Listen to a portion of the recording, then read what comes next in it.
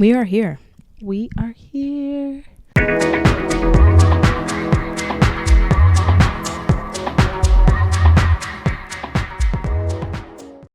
Again and again and again.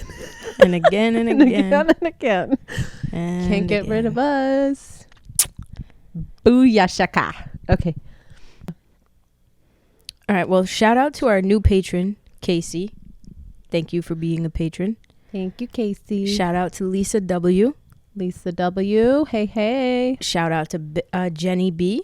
Jenny B on the block. And shout out to Jamie G. Jamie G. Nice. Awesome. Amen. Thank you guys for supporting. Yes. Appreciate you guys. Thank you guys for being supportive on this journey.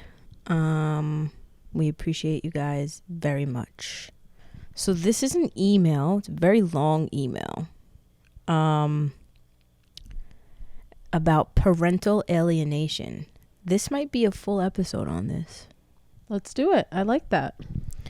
Our Instagram follower sent us this email that I literally just found. And I think we should start this email we should start by reading this email. I'll read it to you. Okay. And then we'll have a conversation. Love that. Let's go. Okay. So the email reads, first, I want to thank you for opening your podcast up to your Instagram followers to suggest podcast topics. I've thought about messaging you multiple times about this specific topic. However, I know you get a lot of DMs. Didn't want to send a story without permission. Always send your stories. Absolutely. If you guys are okay with us sharing them, send them in. We'd love to hear it. Send your stories, your questions to our email. It's extragaypod@gmail.com. We're always down to include our followers, our listeners on the show. I want to start with resources because I know my story is long, so I want this to be front and center. So maybe you can look this up for yourself and cover it on an episode one day. If you don't get through my story, maybe this alone will show you how detrimental this is. So the topic is parental alienation. Have you ever heard of it? Parental alienation? Yeah. Isn't that when the parent alienates their child? Mm-hmm. So the resources she gives are Erasing Family, which is a documentary about how weaponizing children affects them in the long run. Dr. Amy Baker, Bonded to the Abuser, and other stuff. If you do, she also said if you do a TikTok search for parental alienation, things will come up. So this is her story. But it's where one parent alienates the child and uses them as a pawn against the other parent. This is why being with a narcissist can be so dangerous, especially procreating with one. Even when you escape from being with them, they still find ways to control and abuse you. And what better way to do that than with your babies? That's how she starts. So this is her story.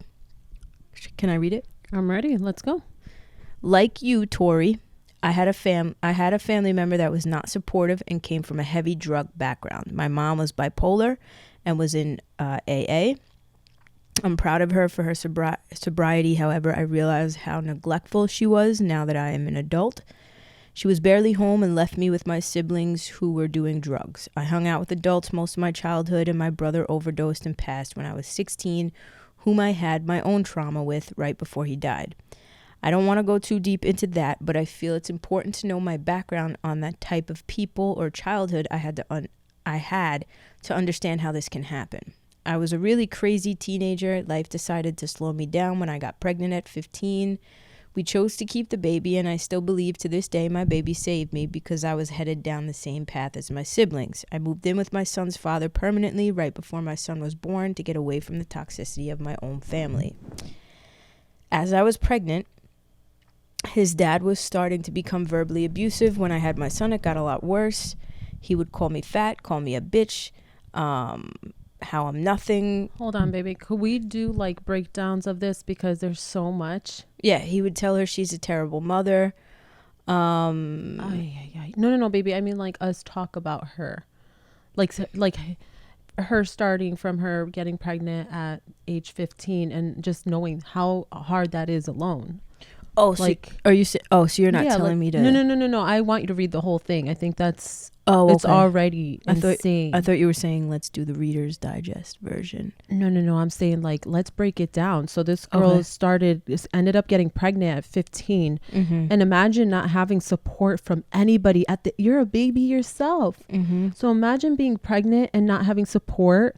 And now you go from one toxic situation, which she's saying her family was toxic, to now being with this verbally abusive person, and you're only 15 years old. Right, and that's the baby's father. So yeah, to talk to somebody who's carrying your child, you piece of shit, carrying your baby, and you have the nerve to call the mother of your child those evil, nasty names, like you're a bitch. Well, she's saying, and this is a thing with trauma too, is she's saying she was used to the verbal. She craved it because of her childhood. Because that's what she grew up learning. Yeah, that's all she knew. So that was her, like, normal. You know what I mean? Yeah. So he is verbally abusive. And then he starts becoming physically abusive. And she's saying she stayed for a long time. She said there was a time he picked my son up and started kicking me at the top of the stairs. My son was a year old at the time. He had wrapped a wire around my neck, threatened to kill me, cornered me in the kitchen of his family's house, and threw food at me to the point that it was mashed in my hair, clothes, basically all over me. And she goes, yeah, it sounds funny. No. First of all, it does not sound funny. Absolutely not. The physical abuse isn't funny and if somebody thinks it's funny, you're sick in the fucking head. Yeah, no. That piece of shit is one fucking coward. Not only are you raising your son to talk and treat women the way you treat them, but you're a coward, motherfucker. You're such a piece of shit coward. Like this pisses me off. She says, imagine a 6 foot tall guy who you're scared of standing over you, treating you like a trash can. It was psychological and extremely degrading. I was an empty shell and at times daydreamed of suicide. Well, we're glad you didn't do it. And I'm honored to be telling this story right now. Right. And honestly, we're so proud of you that you got out of that situation, that you didn't take that road to end your life, because your life is very important. Your son needs you. Let's read this, because this is a very long story. Let's read the whole story and then we'll do it. All right, let's do it that way. Okay. Eventually I realized I cannot stay in this relationship because my son can grow up to be one of two ways. He can try to protect me from his father and end up getting hurt or abused himself, like my siblings did for me as a baby, or he could develop abuse tendencies from the exposure of watching it happen. I get the courage to leave him. I was 19 years old and my son was 3, and the worst thing I ever did was not take him with me. I had nowhere to go. I was bouncing around friends' houses, didn't want to put my baby through this. I figured his dad was not abusive towards him at the time, and his mom also helped. So I thought a consistent home until I got on my feet would be the best, right? Wrong. When I left, that's when the verbal abuse and direct insults of my parenting became the center.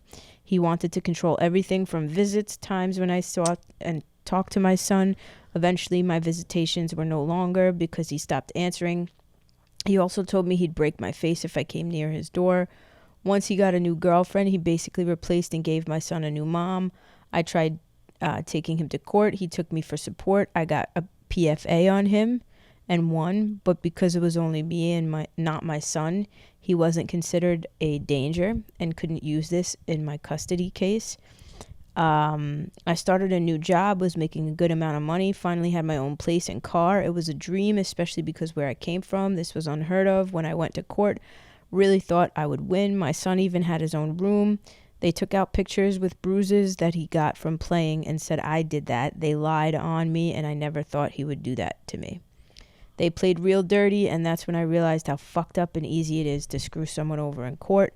His mom helped him. I worked overnight at the time, and they said I didn't work suitable parenting hours. The judge wasn't open to hearing how He's been withholding him or his threatening text messages. He had a lawyer. I didn't because I was ignorant to how the court system worked. So boom, just like that, we had split custody, awarding him with primary and me with partial. Luckily, I didn't lose it completely. I was responsible for all pickups and drop-offs. Tuesdays, Thursdays, every other weekend. I followed this order to a T, but then I would go to my son's daycare on my day, and they would tell me he didn't come in. No notice or anything. He started refusing visitations, tried completely shutting me out. I started having cops go to his house. He refused, and the cops told me it's a domestic issue. He needs to be handled in court. I had no help, not even my own family. I had friends, but they were young with no kids and didn't know what to do either. It was me against a family of narcissists. His